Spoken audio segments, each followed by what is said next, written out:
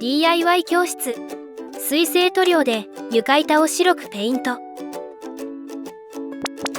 今回は無垢の床板を白くペイントしていきます。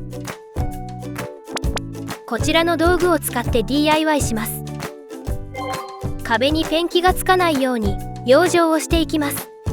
壁側の床面に接するところにマスキングテープを貼り、テープが1センチほど見えるように上からマスカーを貼ります。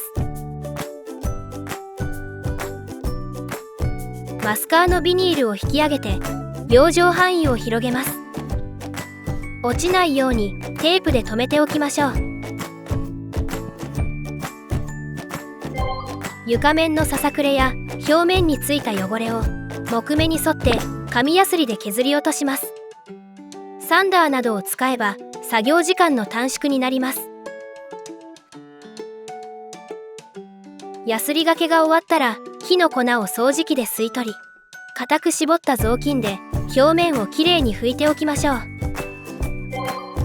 はじめにローラーでは塗りにくい端の部分をハケで塗ります。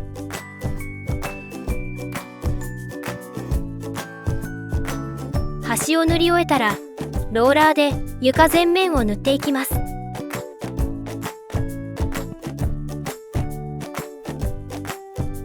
出入り口から塗り始めると逃げ場がなくなってしまうので、部屋の奥側から塗り始めましょう。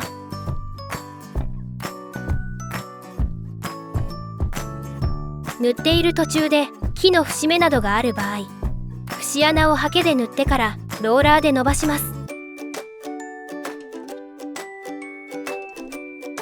ムラができないように薄く塗り広げていきましょう。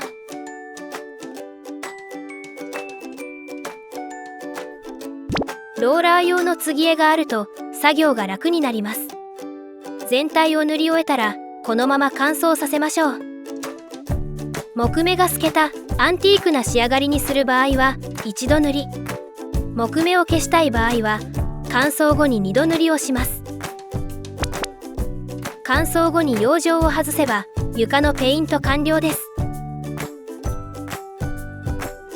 ペンキ全般に床の塗装は経年劣化や摩擦により剥がれが生じます。十分ご理解の上、床のペイントをお楽しみください。